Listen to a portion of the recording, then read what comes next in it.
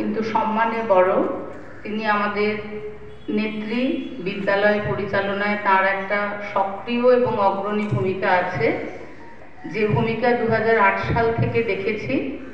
সেখানে তার একটা আন্তরিক প্রয়াস যে তার পরিচালনায় বিদ্যালয়ের ছাত্রীদের উন্নতির সাথে সাথে বিদ্যালয়ের শিক্ষিকাদের মধ্যেও যাতে একটা সহযোগিতামূলক মানসিকতা সবসময় বজায় থাকে, বা শিক্ষিকাদের বিভিন্ন সমস্যা বা তাদের নানাবিধ বক্তব্য উনি কিন্তু সবসময় শোনেন।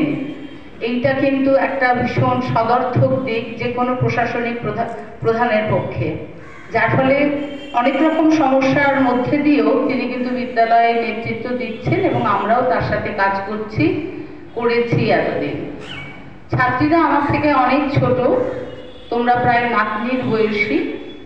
তোমরা হলে আমাদের সমাজের এক একজন একলব্য। আমি একলব্যের উদাহরণ ক্লাসেও তোমাদের বিভিন্ন সময় দিয়ে থাকি, যার দ্রোণাচার্যের প্রয়োজন ছিল না। দ্রোণাচার্য ছাড়াই সে নিজের চেষ্টায়, নিজের উদ্যোগে সে কিন্তু জীবনের পথে এগিয়ে গিয়েছে। অর্জুনদের দ্রোণাচার্যের প্রয়োজন হয়, কিন্তু একলব্যদের দ্রোণাচার্যের প্রয়োজন হয় না।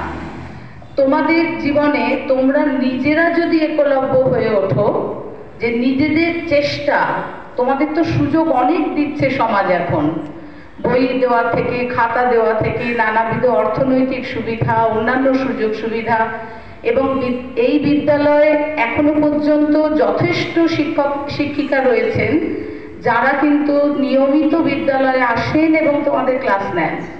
তোমাদের সক্রিয়তা এবং প্রয়াস এবং সচেষ্ট আন্তরিকতা ছাড়া তোমাদের উন্নতি কিন্তু আমরা 1000 জন মিলেও করতে পারবো না। আমরা সব ঠিক আছি, আমরা আসছি, ক্লাসে যাচ্ছি, পড়াচ্ছি, কিন্তু তোমাদের উপস্থিতি এবং তোমাদের আন্তরিক সক্রিয়তা যদি না থাকে, তাহলে কিন্তু তোমরা যে লক্ষ্যে পৌঁছতে পারতে সেই লক্ষ্য থেকে দূরে থেকে যাচ্ছ। এটাই আমার একমাত্র আবেদন তোমাদের কাছে। মা বাবা অনেক কষ্ট করছেন, অনেক প্রাইভেট টিউটার রেখেছেন, প্রয়োজন নেই তাও রেখেছেন। তোমরা নিজেরা একটু সক্রিয় হও, একটু বাড়িতে। এখনকার লকডাউনের পরে দেখছি বাচ্চারা খুব অস্থির, মা বাবাকে মান্যতা দিচ্ছ না, বিদ্যালয় শিক্ষিকার কথা শুনছো না, যা বলছেন তাকে অগ্রাহ্য করছো। একটা অদ্ভুত অস্থিরতা তোমাদের মধ্যে দেখা যাচ্ছে, নিয়ম না মানার প্রবণতা। এগুলো আজকের দিনে না বলে উপায় নেই, কারণ এগুলো না মানলে কিন্তু তোমাদের পক্ষে এই শিক্ষালয়ের সামগ্রিক যে তোমাদের উন্নয়ন, সে উন্নয়ন কিন্তু কাঙ্ক্ষিত লক্ষ্যে পৌঁছবে না।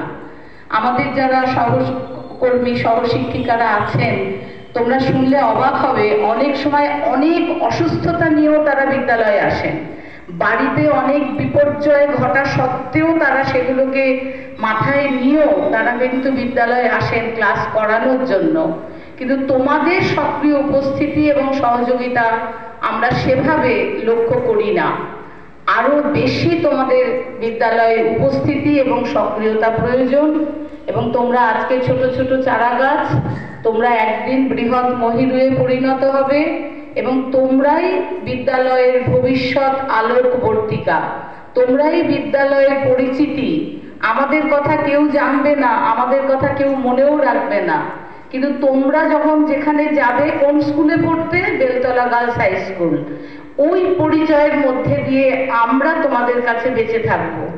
আমরা সেইভাবেই তোমাদের বলবো যে তোমরা নিজের বিদ্যালয়ের পতাকাটা যাতে ঠিক মতো তুলে ধরতে পারো।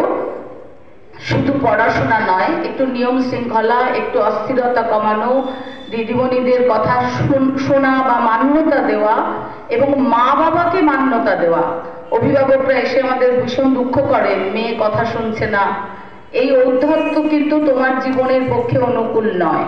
এইটুকুই তোমাদের কাছে বলার। পড়াশোনায় ভালো তো হতে হবে, তার সাথে এই বিষয়গুলো দেখতে হবে। আর আমার সহকর্মী যারা আছেন, তারা অনেক সময় আমি দেখেছি অনেক সময় ছুটি নিতে বাধ্য হয়েছেন, কিন্তু হয়তো সকালবেলা কাজটা ছিল, সেই ছুটি নেওয়া সত্ত্বেও তারা এসে ক্লাস নেন, বিদ্যালয়ের কাজে সহযোগিতা করেন। এটা আমাদের বিরাট প্রাপ্তি। এটা কিন্তু পশ্চিমবঙ্গ কেন, অনেক জায়গার অনেক স্কুলে কিন্তু এটা হয় না। এই বিদ্যালয়ে দিদিমণিদের সেই সক্রিয় সহযোগিতা আগামী দিনেও বজায় থাকবে এই প্রার্থনা করি। আমার আর কিছু বলার নেই। সবাই ভালো থাকুন, সুস্থ থাকুন, ছাত্রীরা আরো ভালো হোক, আরো বড় হোক, এইটুকুই আমার বক্তব্য।